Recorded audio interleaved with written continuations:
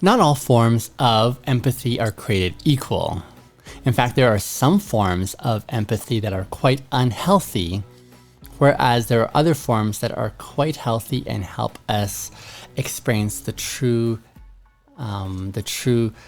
reason for why we want to even engage in empathy. Some challenge our integrity, leading us to compromise our values. This is why it's really helpful for us to be aware of the contrast between unhealthy forms of empathy and consider how the healthy forms of empathy and the practice of those helps us enhance our integrity. But let's move into a brief definition of what empathy is in the first place. Before I do talk about what that brief definition is, at the end of this video, I'm going to share some forms of healthy empathy and what that could look like in our lives, the importance of it. I'm going to share some recent experiences that I've had that really brought this to clarity for me. So stay tuned as we work through some of the unhealthy forms. But first, a brief definition. A brief definition of empathy, I would say, is the ability to understand or to share someone else's experiences. An analogy that is often used is walking a mile in someone else's shoes or walking some distance in someone else's shoes to be able to understand, oh, this is what it's like. So empathy, it's basically saying, oh, how can I understand someone else's perspectives in a way that helps them feel understood and acknowledged and heard and seen. And so that's what empathy is. Why is empathy important? It builds some really strong relational components in the way that we engage in our community. One of the things I've been arguing for a long time now is integrity is pointless unless one finds himself in community. If you're the only person in the world, integrity doesn't make sense. But because we live in community, because we live amongst others, because we have to learn how to interact and interrelate with each other, this is why we're talking about integrity and some various themes that interweave beautifully with integrity. And today we're talking about empathy, that ability of sharing someone else's experiences, help them feel like they are being understood, even as they share with you vulnerably. Here are some unhealthy forms of empathy. This is not an exhaustive list. This is just a brief list, but just to help us get started. One is that it leads us to form or make decisions that aren't in line with our beliefs. If integrity is living out your value system, your moral framework that you subscribe to, there are some forms of empathy whereby the decisions we make as a result of those unhealthy forms of empathy lead us to break our commitment to our integrity, the way that we live out our values and our beliefs. One such trait is called codependency. I happen to know a lot about codependency because, unbeknownst to me, for decades, I had been a very codependent individual. I've been such a codependent individual in the way that, well, basically, in my experience, it was that I'd mastered putting the needs of others before my own. I've been taught it's really important to be selfless. It's really important to serve others. It's really important not to be selfish. And so I knocked this out of the park. I could read another individual. I could understand and perceive what their expectations and their needs were, prioritize those, and fulfill whatever those requirements were at the expense of myself and my own needs and my own perspectives and my own values. In fact, I don't even think I knew for the longest time what my own framework was, just because I'd never taken the time to understand me and what it meant to be me and how I could serve me and make sure that my needs were met. I successfully diminished myself, made myself a doormat so that I could serve others, putting their needs before my own. And in so doing, did I compromise my own integrity, especially to please others. I became an amazing people pleaser. And another component of this unhealthy form of empathy that it causes one to avoid conflict at all costs. I did not want conflict. And so whatever way I could avert conflict, I would go and invest in that. I would try and do things. I would go the long way just so that I didn't have to face conflict, because that was super uncomfortable for me. I didn't have the strength internally to be able to stand up and say, actually, I'm drawing the line right here. This is not right. I couldn't do that. So these were unhealthy forms of empathy that I could relate with. The codependency that diminished myself so that I could elevate others, especially in serving their needs. The way I compromised on my integrity. In fact, I didn't even have it. I had a very feeble form of integrity. For others, they thought I had tons of integrity, but I knew the truth. I knew me well enough to know that I was not committing to it in a way that resonated and convinced me that I'm doing this for the right reason. Another form of unhealthy empathy that some express is by absorbing the emotions of others without considering their own needs and their own well-being.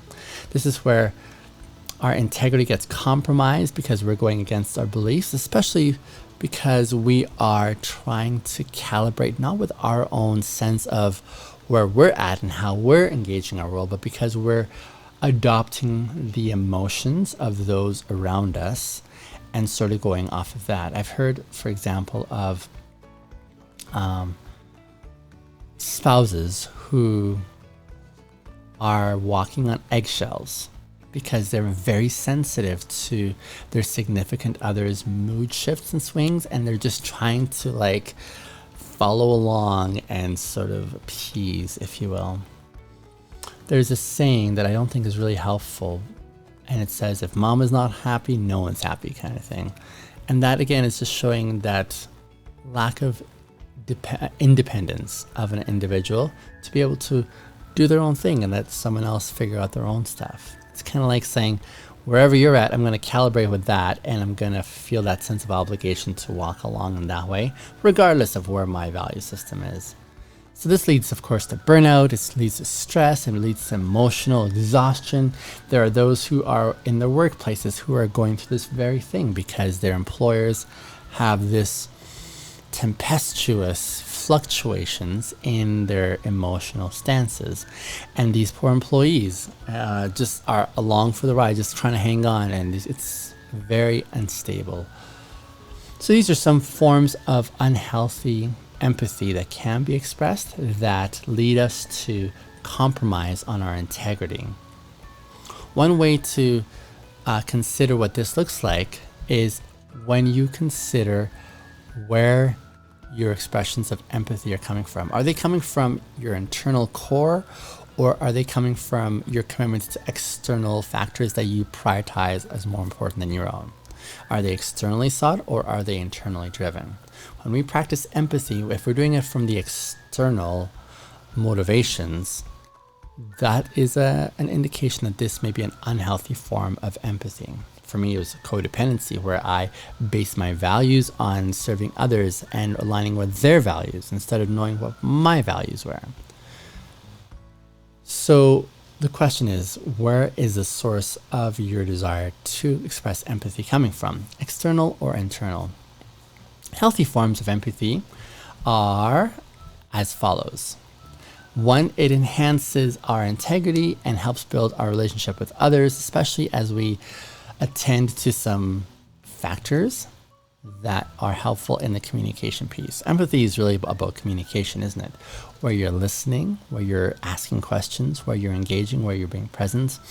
And so this active listening shows tremendous empathy because you're truly giving this individual your time, your attention, you are helping them feel like they're being attended to in a way that satisfies their soul. So active listening is a really big part of that. It shows that commitment to listening and understanding them. It helps to build that trust and rapport with this individual, especially while you stay true to your own values. It's possible to be an active listener and still remember who you are. As you're experiencing and sharing in those scenarios that this individual is sharing and expressing empathy, you're still remembering, but I know who I am. I know where I'm from. I know what I'm about. These are really important. Seeing things from another person's point of view is another way of expressing what empathy is. And as you look at things from another person's perspective, this helps again build that understanding with this individual. It helps strengthen that core connection you have with this person. even as you are able to see things from their perspective, it doesn't mean that you're giving up your own value system. You're able to say, oh, I get how you could feel like that, or how you could be upset because of this, because you also know what that feeling is like. It doesn't mean that you're reneging on your commitments to your own values. This person may have done some things that you don't agree with. They may have experienced anger because of an experience that they went through, and they may have lashed out, and your value system might not permit you to lash out like this individual did, but you can still listen actively, and you can still consider their point of view, even while you retain your own sense of values that you hold very deeply. So we can still maintain our integrity and make decisions along our values, even while we exercise and practice empathy.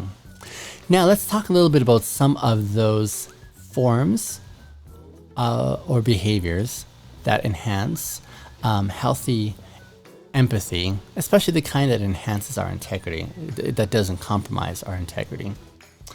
Number one is to be mindful. To be mindful of your personal needs and your well-being while showing compassion to others. This is a really important starting point. And I just mentioned it briefly earlier. A really helpful way to consider if your form of empathy is healthy or unhealthy is to consider, are my motivations driven externally by external factors or by internal awareness?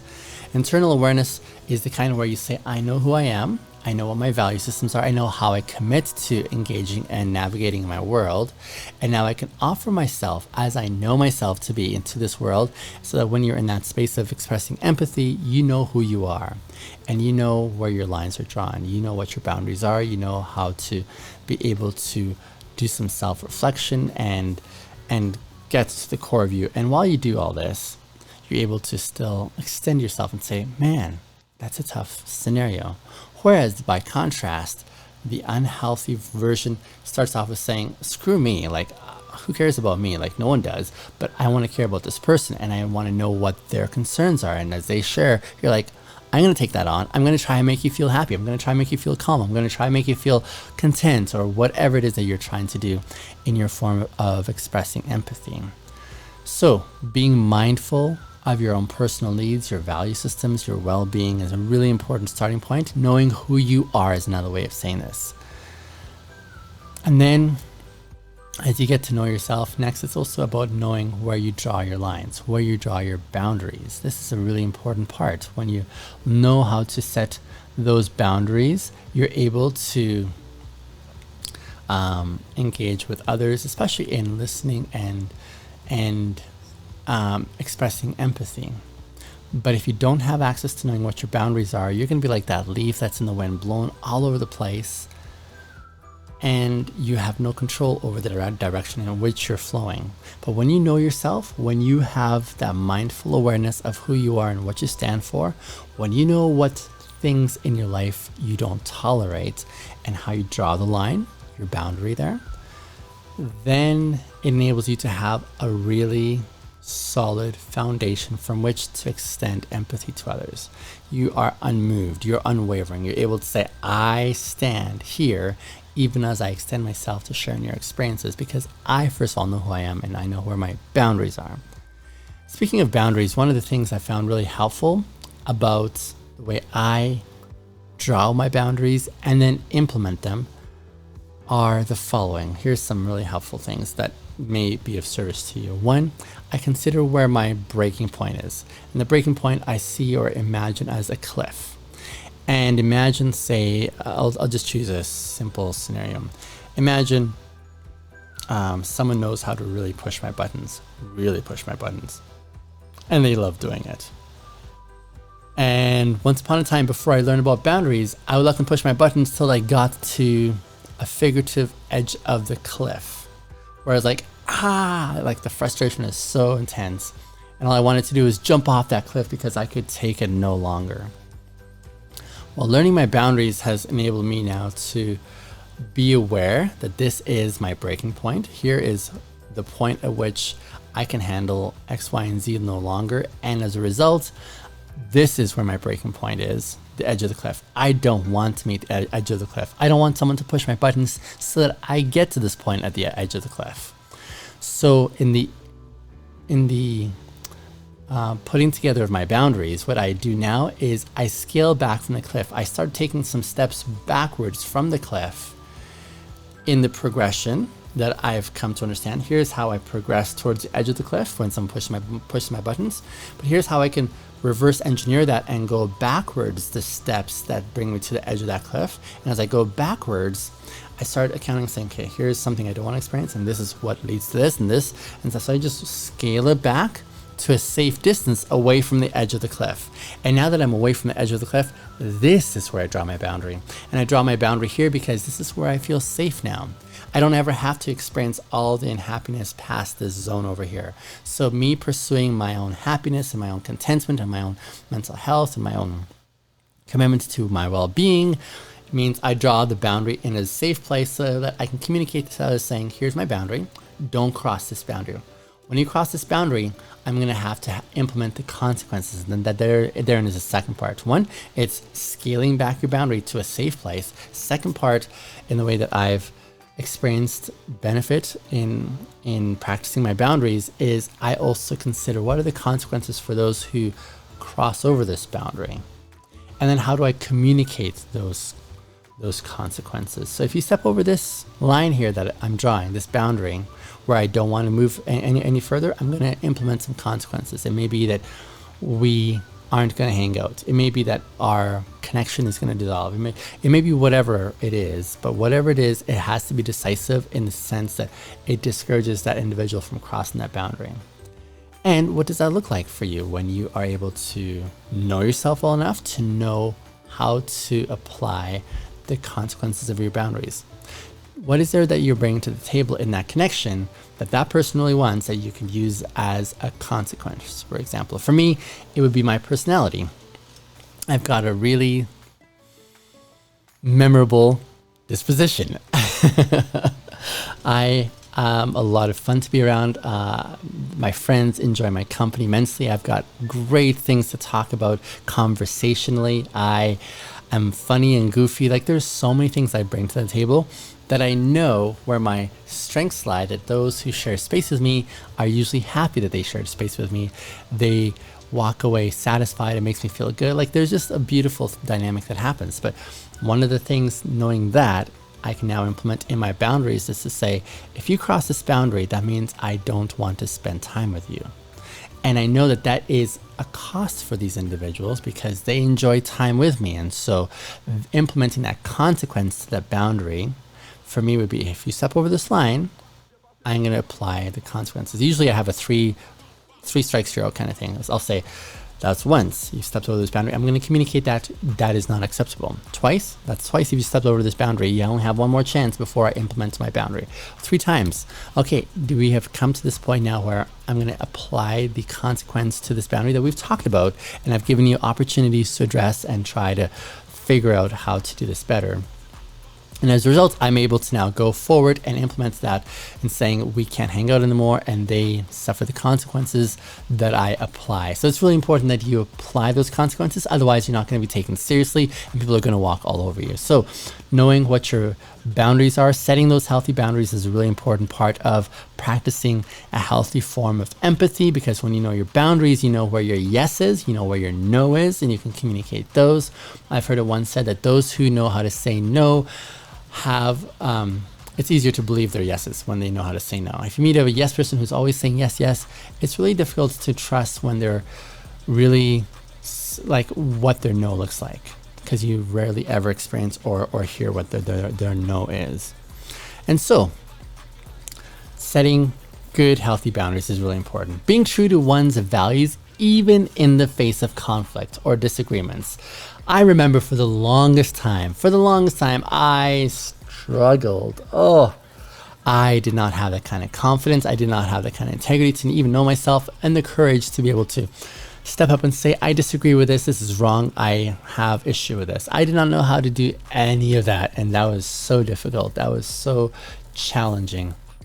And now I have access to that because I've been able to apply myself to walking a life of integrity, that it has enabled me to step into a new zone of courageousness, to be able to say the things that need to be said and to do the things that need to be done. And I'm so grateful for it. But that's a really important part, is how do we move through those seasons? I remember watching my dad when I was younger, and the way that he would step into those conflict zones and disagreements with others, and he would make it very clear where his stance was. And I remember thinking, man, I wish I had that kind of confidence. I mean, I believed what he believed and I agreed with it, but I just didn't have that confidence to step up and say, no, this is not right.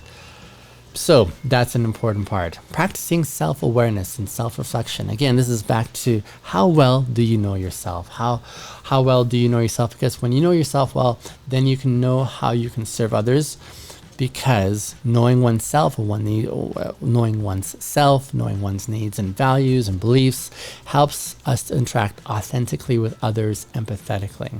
Only when you know yourself are you able to say to someone else, oh, I get it, that really sucks. I would feel the same way too. Or, man, that would be a frustrating experience. Or, I'm really sad. Like, I can see why this makes you sad. And it enables you to have that access. Practicing self-awareness or self-reflection is a really important component. I think most of us don't have as clear access to ourselves as we would like to. One of the ways I personally practice self-reflection on an ongoing daily basis is when someone asks me, how are you doing?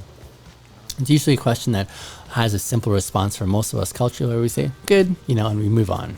It's just a momentary sort of a blip there that we don't even recognize. But what I do now is I actually pause at that question when people ask, how you doing? And that happens often in a day. And I'll be like, just give me a second and let me think here. And what I'll do is I'll do an internal dive into myself, saying, where am I right now? How do I feel? What am I going through? And then that enables me to give a response that's specific, that is in the moment, that is true and accurate. And I'll say something like, oh, you know what? I'm actually kind of discouraged today. There's some discouraging things that I've been processing. And so I'm trying to work through those. But I really appreciate you asking. Now, do you see how there's a contrast between the first response that was just instantaneous and lacked any thought? So I'm good, versus actually, here's where I'm really at. But I appreciate you asking. And that gives a lot more nuance. It gives a lot more attentiveness. And that starts off with, first of all, being having access to yourself and being reflective, self-reflective, and saying, what is it about me? How can I be aware of what's going on internally? Look for those opportunities in your own setting and in your own context. Furthermore, developing good communication skills like active listening. I was just talking to my sister yesterday, and she was telling me how one of the things she appreciates is I always seem to be an active listener. And I think this is one of my skill sets when I'm interacting with people, is they feel like they're seen and heard because I'm attentive. I'm in the moment with them. I'm actively listening. I'm asking questions. I'm tracking with them usually. And so active listening skills, and even practicing assertiveness as well is part of this too, where you can say, this is what we're going to do, or how we're going to engage or progress. That's another really important part. These allow us to express empathy while being true to ourselves. And then finally, it's an important one, but how to also seek for support from others that you trust, that you feel safe with. This could be family, it could be friends, it could even be professionally, where you are reaching out to a psychologist or a therapist to help you process, because sometimes there are challenging scenarios that come up along the way, where as you're practicing empathy with someone, something may come out of left field and you're like, holy crap, this is a little bit heavier than I was bracing for, and you might need some help processing that. So what does that look like as you seek support and help from those in your community in such a way that it enables you to be able to navigate? Because we weren't made to have this all sort of like encapsulated where we are engaging perfectly on it. We're going to need help from time to time with some expressions of empathy where we maybe bit off a bit more than we could chew. What does that look like? So those are some of my thoughts on contrasting unhealthy empathy with healthy empathy, especially as it builds up and affirms our commitment to walking with integrity.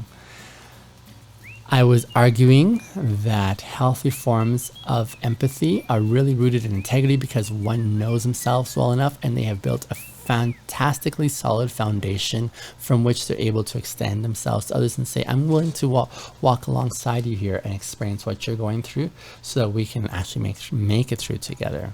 That's a really important part too. So as you consider your own experience in expressing empathy, my question for you is yours a healthy form or an unhealthy form of empathy?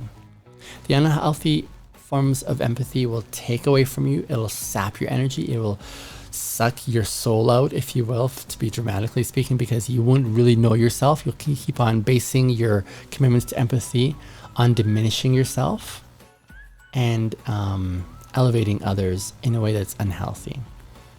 Whereas healthy forms of empathy begin first of all with our commitments to walking with integrity, knowing ourselves well enough, living in alignment with our own moral code and frame of reference. So when we do engage empathetically with others, we're able to be in the moment with them. We're able to engage on purpose with them. We're able to draw those lines and boundaries that enable us to be able to still walk forward in a way that resonates with ourselves. We weren't made to do this life on our own, dear listener. We weren't made to figure things out and be self-sufficient. We were made to be interdependent. There are good forms of dependence and independence as well too. Independence is also important, but that together, independence and dependence together is interdependence, where we learn how to rely on our community, how to rely on each other, how to be able to grow together. And I know for my part, I can't grow in my intentions for why I'm even creating these videos unless you consider joining me. If you haven't already done so, I'd love to encourage you to subscribe to this channel, to follow along, to like, because that really helps the algorithms see the necessity for the messages that we're talking about in these videos. My intention, let me just show you my cards. My intention is to inspire integrity across the world. I don't think we have enough integrity on display in this world, and it's taken me a long time to get to this point where I'm at, where I'm personally committed to it, and I want to walk through it in a way that brings beauty and that brings richness and value in my life and in the lives of those around me. And I share my experiences and my insights so that you too can join in and experience the same happiness and freedom that I've come to experience. And so I know that I'm interdependently asking you to join me in this journey together, whereby we can grow as we learn together, as we share experiences, as we laugh together, as we cry together even, as we cheer each other on. I would love to do that for you, and this is where I'm creating this space on the World Wide Web. I don't know of many other communities that are pursuing integrity this way, but I think it's a really valuable one. And if there's more, I would love for you guys to let me know in the comments below, because I would love to join and follow those movements as well. I'm calling this whole project Operation Sawubona because Sawubona, a Zulu word from South Africa, is a greeting that they use there to say, I see you. And I want to say that I see you, even as you've made it to the end of this video here with me. I see you as you are intrigued by these ideas that I'm talking about. I see you as you challenge yourself internally to say, what does it look like for me to commit to a life of integrity, even as I practice healthy forms of empathy? I see you as you grow to be a better version of yourself. And I want to continue seeing you as you progress and find your life being enriched. And as you metamorphosize into something amazing, I want to continue seeing you. So join if you haven't already done so, subscribe, and I will see you in the next video. In the meantime, consider watching this next video here, which I'm suggesting along the same lines and themes of what it looks like to live with integrity. I hope today you've been inspired in just a little small measure to go and make your life count, because life is short. Let's savor while we can and make memories that are worthwhile remembering. See you soon.